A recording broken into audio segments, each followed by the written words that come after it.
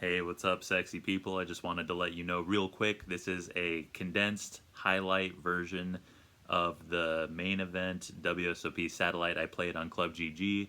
This has been condensed to only the most interesting hands that I played. If you want to watch the entire full version, all the hands I played throughout the entire tournament, I'm going to try and be a real YouTube person. There should be a link right here. Go ahead and click that and you can watch the full version. Enjoy the video. All right, everybody, welcome. This is a satellite to get to the main event of the World Series of Poker. Two $11,000 packages are on the line for first and second. Not going to spoil it. A quick little explanation for everybody. This top part up at the top is the hand that happened. I'm not going to go through and edit it out and make it dramatic. As soon as I go over to the next hand, you're going to be able to see what happened. But this is more about just the analysis and my thoughts and memories and stuff like that. And then on the bottom half of the screen down here, it goes from left to right. So it starts with the blinds. You can see everybody's action on the flop, turn, and river. Those numbers are the pot size that are underneath the words. And then you can see everybody's name and action. You can even see the percentages on this hand. And then at the very right bottom, you can see who wins. So this is really cool. I don't have to memorize anything. I don't have to take notes. I can just go through and show all the stuff. Here's a good one. So we raise the button with ace deuce suited. Luna calls, big blind calls. So this is kind of what I was talking about. Luna leads again. This is a board 8-4 deuce that's going to favor the blinds, technically, in terms of like they can have sort of, I'm not going to have a ton of like two pairs. But still, them calling in the small blind with hands like 8-4, 4 deuce, 8 deuce. Like the lead here, even though the board may quote unquote is favor, especially like the big blind, but not so much the small blind. So the lead here is really weird. It gets the big blind to fold. I decided to use my big pair advantage, and I have the deuce blocker. I'm obviously, or maybe it's not obvious. I don't know. I'm not raising for value here. I raise, and just thinking that the lead doesn't make a lot of sense in this context. Like betting into somebody who has like over pairs. Like I have a wide range, and a lot of the times I'm gonna miss. But unless they have exactly like a set, there just aren't a ton of like big hands that are like excited to get into a big pot here. Like even if you have an 8, you're not going to be like super excited. Luna tanks, uses their time banks and folds, so get a nice one there. So this one folds to us. We raise ace-5 suited, get calls from the cutoff in the big blind. Decide to go for a sneaky, cheeky little check here, which in a multi-way pot should significantly decrease the people's perception of our hand. Usually betting a hand, or checking a hand like this multi-way it adds a much more layers of a disguise to your hand. I have the backdoor nut flush draw. I think most of the time in a multi-way pot, this is supposed to be a bet, especially on a draw-heavy board, but I have the philosophy. I don't like to do anything 100%. You want to be capable of stuff in all different situations. I've had some good results with, checking back top pair in a multi-way pot. If you know how to navigate turns and rivers, we get, the perfect turn. We get a 5, so we have 2 pair. Checks. Now I make my hand look super bluffy. I bet 7,700. You can see under the turn column into a pot of 52.30. And they thought for a little while. They didn't go into the tank, but one of them thought for a little while. It's supposed to look like really bluffy. There's a lot of hands that I think will look me up there. Not like, I don't think ace-5 is the type of hand that you would put me on here. Yeah, it's good to be able to have hands like this and lines like this. It just makes it tougher for people to play against you. So I like this hand a lot. Go me, you're the man. Oh, okay, I remember this one, yeah. So under the gun flats, just limps, just in there with a fucking limpy little dick. Middle position makes it 1760, which is an almost min raise. So king 6 off in the big,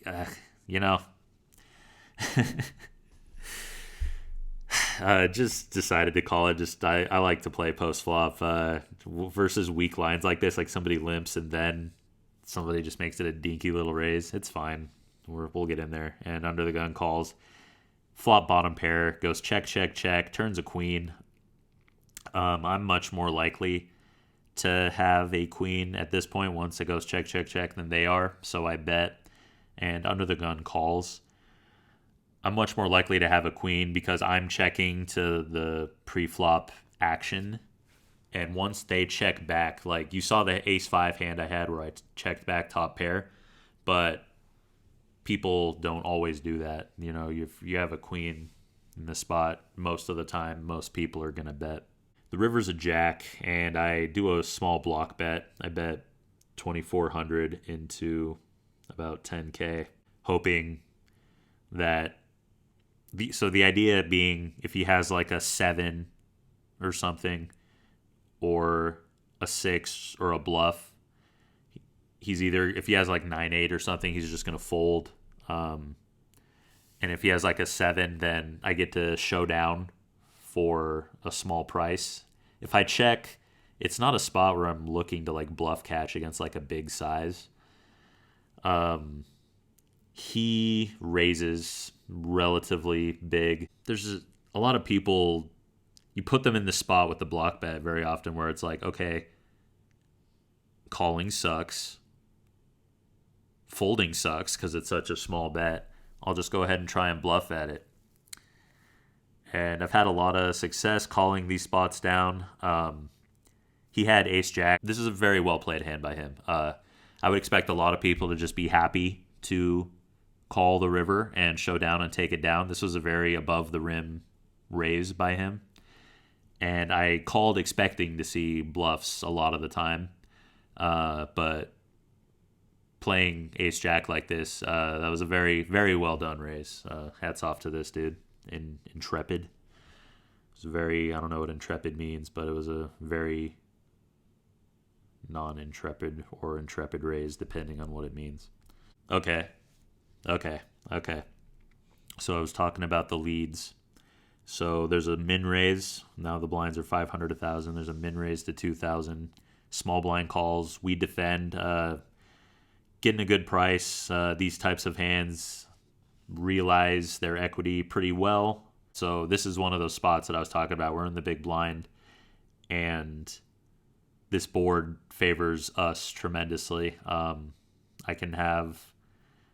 That'd be funny if I said I could have 7-3 when I just said I'd fold. I would play 7-3 suited and 7-4 suited probably. Not 7-3 off, not 7-4 off. But I can have 5-6, 6-7 I would have the sets I can have. So I decided to lead this board after the small blind checks, and this dude just shoves all in my face. Small blind folds, and I mean, top pair in a gutter. I'm not going to bet it's 5,000 into 7,000. So it's like 20,000 more into a pot of, what is that real quick? Like 37. So almost 2-1, so he has 8-7 off, which people like to gamble and get a little crazy on this hand. I'm not going to knock the guy, but it is not a optimal play. And we get there and get the 6. Okay.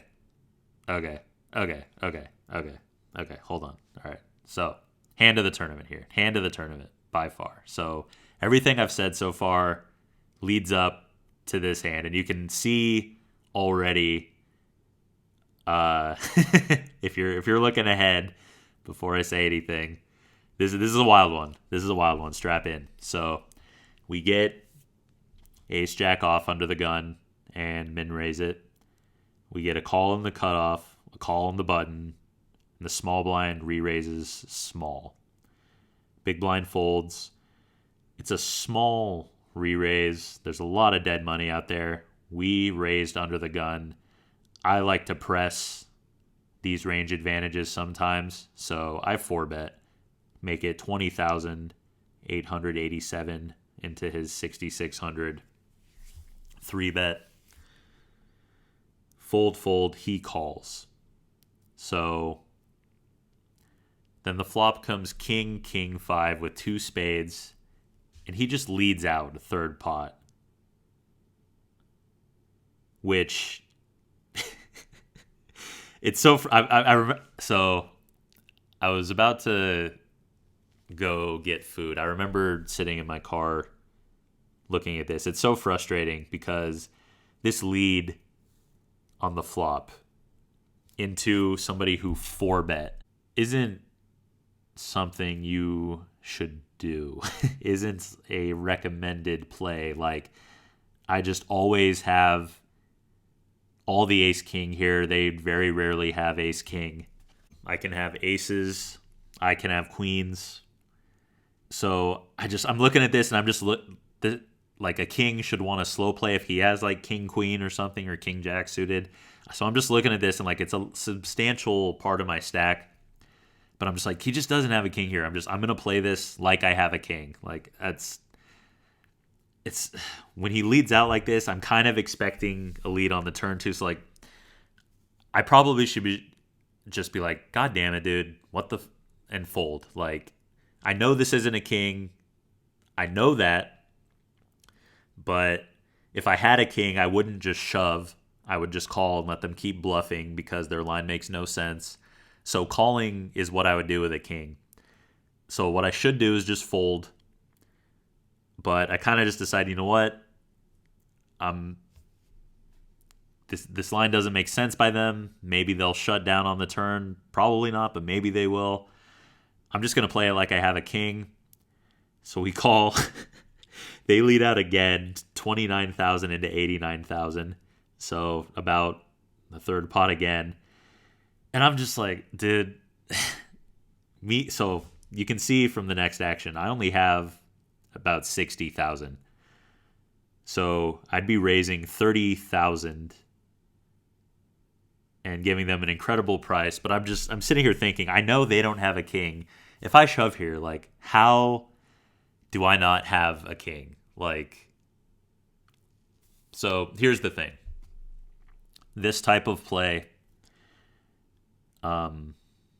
strategically against, thinking players, good players, like if this was the actual like WSOP main event, and you're against good players that are gonna fold, it's cool. Especially looking back on it, it's cool, I think, to be capable of stuff like this. Like, it's hard to play against people who play like this, and I just thought shoving here looks so strong, and it does. It really does. Like, the strategic elements are correct. The situation is not correct. Like I said, this is Club GG. People just aren't going to fold. They're going to be like, oh, well, it's a free tournament, whatever, I call. So I like the idea a lot. His line just makes no sense. I like that I have the gusto, the chutzpah, the balls to go for it. But situationally, this wasn't the correct spot to do it. So I'm not sitting here like telling you guys like, oh, I fucking made an awesome play or anything. But shit gets fucking real. And I was reading the Barry Greenstein book, Ace on the River, and my name is AA Ron. So we get the ace from space and just fucking bink the 3-outer and get ourselves a super fat stack. So very, very fortunate hand, the hand of the tournament by far. Incredibly lucky, incredibly fortunate. This isn't, like I said, this isn't just as random and spewy as it looks. Like, I'm not saying it's great. I'm not saying, like you just heard me say, I'm not saying I did everything perfect and he's an idiot for fucking calling with queens. Like, I should have been aware that a play like this was not going to work at a very high success rate. But also, it was just frustrating sitting there, just like, there's no way this guy has a fucking king, and if I shove here, it looks like a king. So I kind of got a case of the, fuck it, it's GG's, just like he did. Like I said, if this was like the main event or whatever, some big tournament, I think there's a lot of people are just like, I mean, how is this anything but a king? The fact that it's a double flush draw board, looking at it now, makes that argument soften a little bit. But even so, this is a very strong line. When I shove that turn, I'm not doing it. Like, you don't have fold equity, so shoving a flush draw there would be crazy. All this to say, I got lucky, and let's fucking move on. Okay, here's another super interesting one. I remember this one. I'm going to talk about this one a little bit. Folds to the small blind. They limp. I believe I made it 4x. Yeah, so it says raise 6,000. That means I made it 6,000 more. So I made it 8,000 total. Flop is 10, 9, 8. So we flop an open ender with 2 overcards and a backdoor flush draw in a blind versus blind situation, and they lead out. Which makes some sense when I'm going to have a lot of just like ace highs, a lot of king highs, a lot of like, king, queen type hands, a lot of pairs. I think this board overall favors them. In fact, I know it does because I'm going to be checking back a lot of my like 10, 9, 9, 8, and just trying to play post flop. Those hands, if you study, you don't necessarily want to be raising those pre-flop. So this lead makes a lot of sense, and this hand was very telling in a lot of ways. So we call, our hand's too good. Could raise, but it's a draw heavy board, and I didn't want to get my stack in with just a draw at this particular point. So I think it's better. I like to play post flop when I can. Turns an offsuit 5, and they lead again, half pot. And same type of logic applies. River is an offsuit 4. And they bet what looks to be about a third of their stack. I think they bet something around 11. Yeah, around 11 something bigs, and left themselves 22 behind. And this is an interesting spot because of the blocker situation. So having a jack, we block the straights and like the jack tens and those type of hands, but we also block their missed jacks. I just kind of decided with their double lead and with their bet like that, again, just going back to the other thing, I decided to shove here looks really strong, and then blocking queen jack was a good enough reason.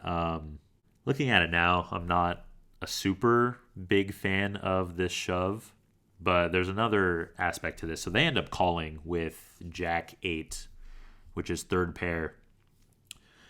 So something that became very apparent is this person studies. This is not a hand that is played by your run-of-the-mill random gambler.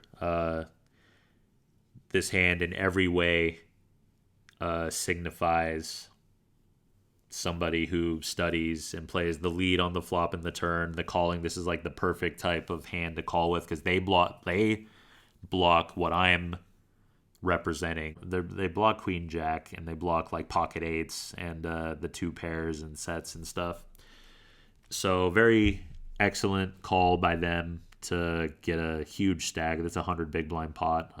We still got a fair amount of bigs, but it'll come in later. This is very excellent call by them,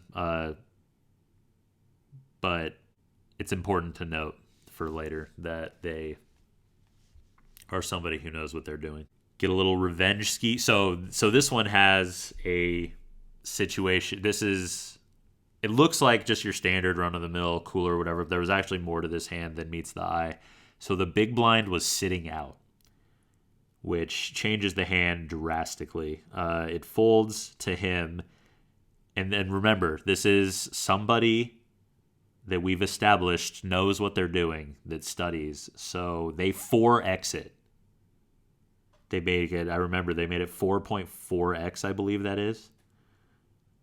And with the big blind sitting out, that just looks so much like a steal. You can sit here and be like, it's kings versus ace queens, whatever, blah, blah, blah. Like, first of all, we're still like relatively deep, but the fact that they made their hand look like a steal makes this an automatic with ace queen, just fucking re-raise.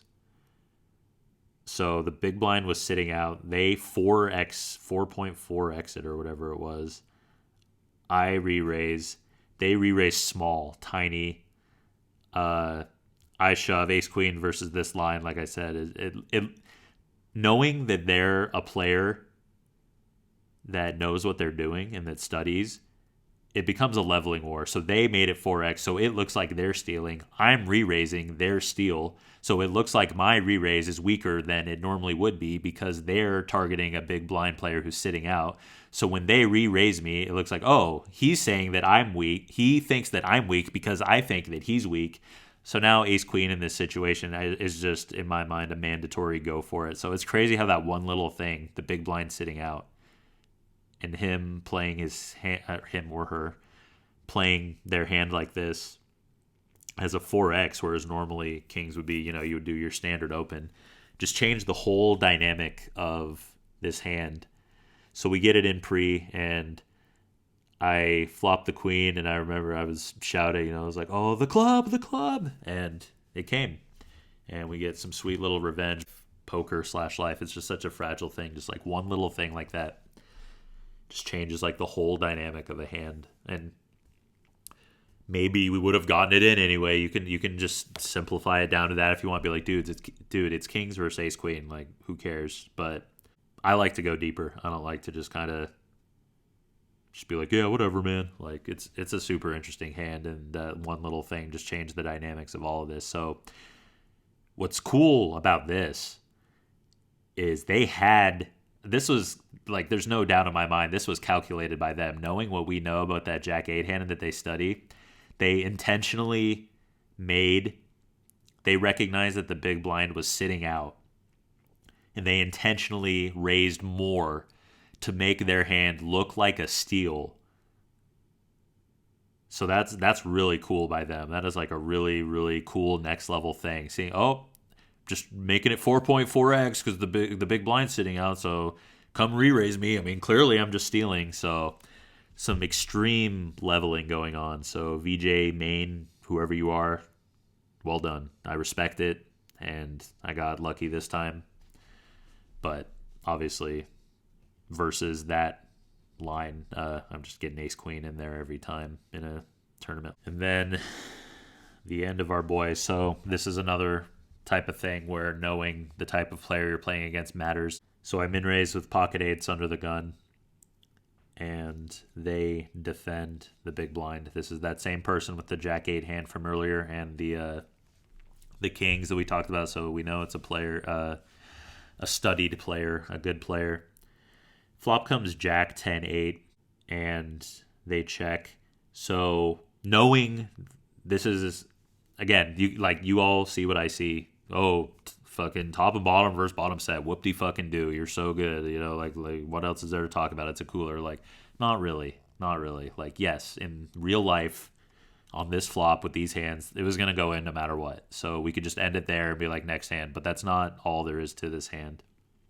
So knowing that this is a player that studies, this is a board that when they defend the big blind, that is supposed to, it's not full on favors them. Like, I can still have hands like king queen and pocket jacks and pocket tens and stuff, but it's definitely a board that a lot of hands are going to be uncomfortable on. All the ace highs aren't going to want to play this board. A lot of like small pocket pairs. There's going to be they can have a lot of two pairs and pairs plus straight draws and stuff like that. A lot of high equity hands. So traditionally, this isn't a board that an under the gun range is going to attack extensively.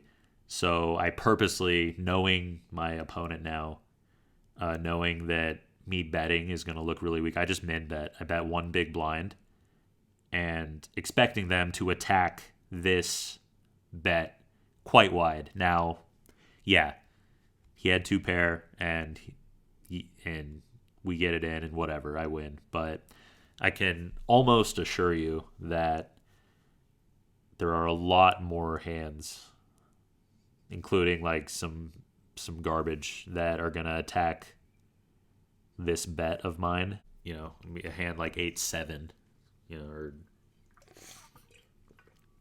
king 10, queen 10, like these types of hands are going to shove or raise and commit themselves and get it in. So that's the end of VJ main. I'll have to keep a lookout for them in the future. I'll have to try and remember that name, but a very well played tournament by them, and just wasn't their day. Wonder if I should add some background music to this or something. I don't know. Anyway, being a bully, raise 6-7 suited under the gun, small blind calls, and they just lead out. So 2 aces come on the flop, and they just lead out.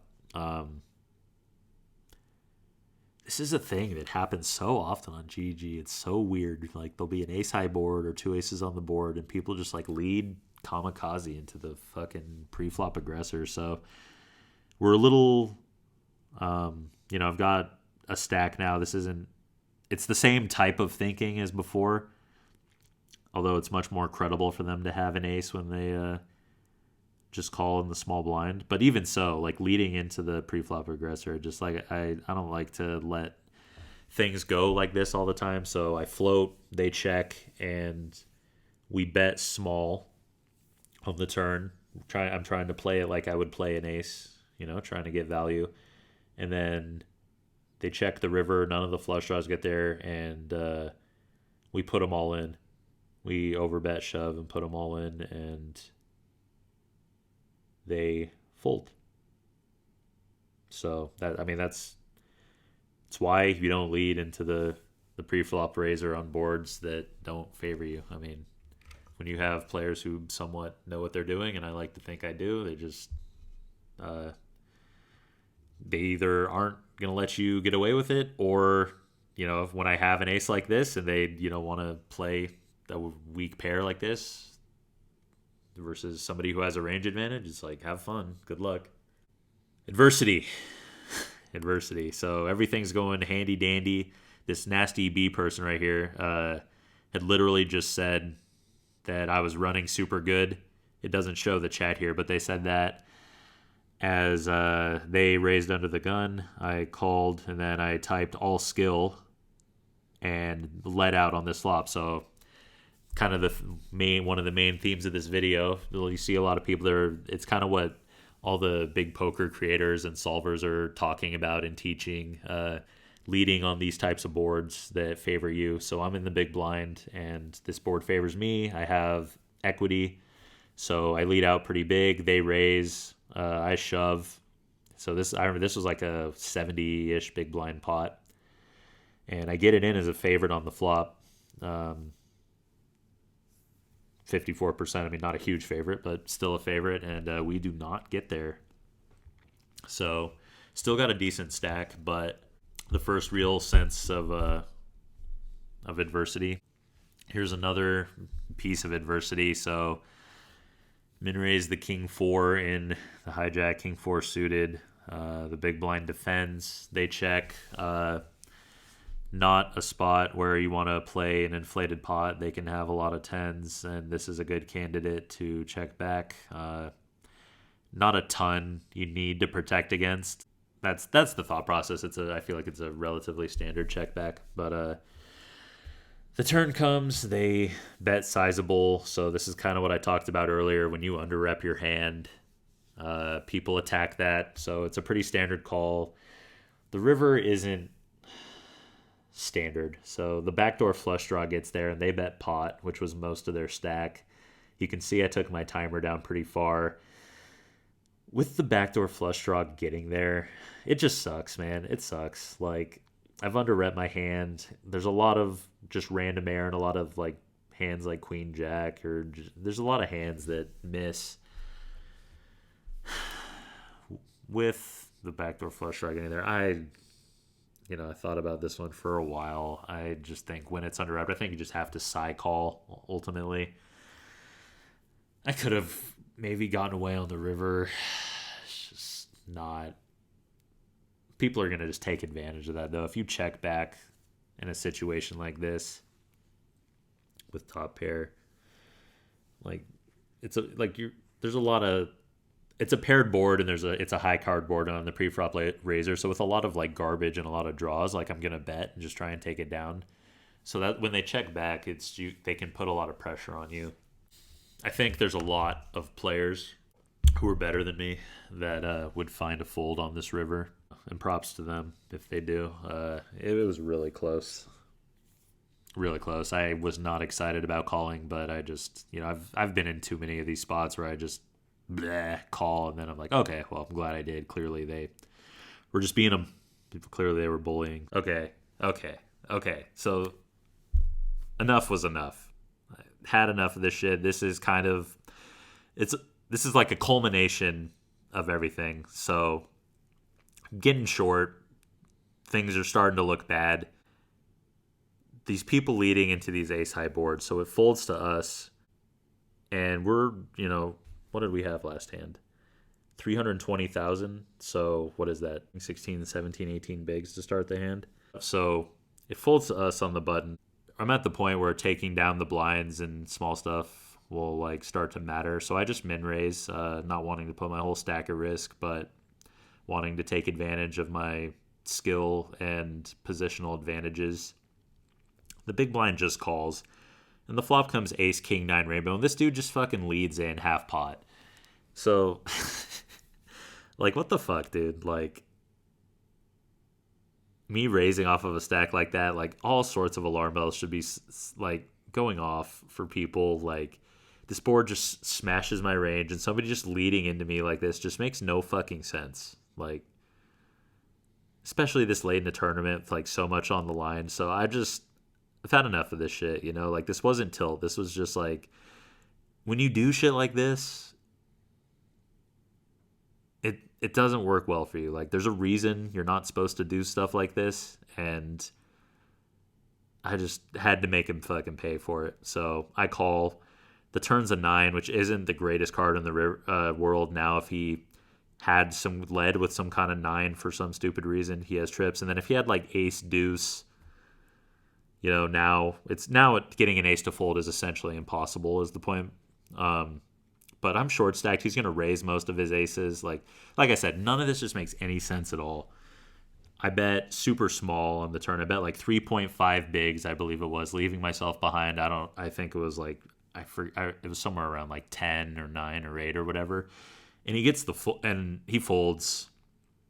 And it's just at this point, in this tournament, like I feel like I'm right back in it. Like I'm back above 20 bigs now. Like getting a hand like this to actually like go through, it's massive in a spot like this. So this is one of those spots where you hear people talk about it isn't the cards, like it isn't just the cards, like you gotta, like, nobody, you could ask the top 100 players in the world, to look at this hand.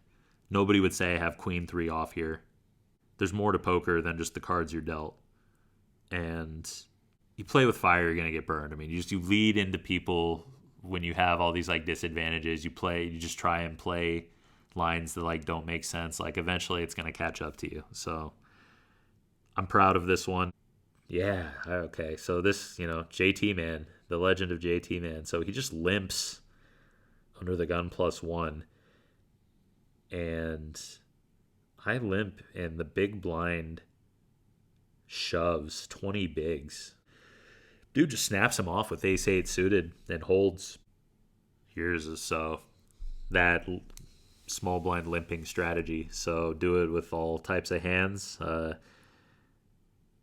Keep it disguised, so we limp the small blind after it folds to us. Flop middle pair with a backdoor flush draw. Do the one big blind min bet. Going to be ahead of the big blind range that checks back pre-flop. And they call. Turns a 4. So we make 2 pair and a disguised 2 pair at that. Not going to expect to have a ton of 2 pairs. So we check. They bet half pot, and we shove. A lot of different kinds of things going on here, but it ends up being a cooler. They have top pair and a flush draw, and we hold. So we're right back in this thing. This was a cool one. So I raised. The big blind just flats with ace king suited. Comes jack 9-8 with 2 diamonds, and they check. It's a good check behind spot. I don't want to get I don't want to bet small and get like check raise and just like there's no point in getting it in against a jack and then like everything else I'm either ahead of or have like decent equity against, so it's better to pot control here.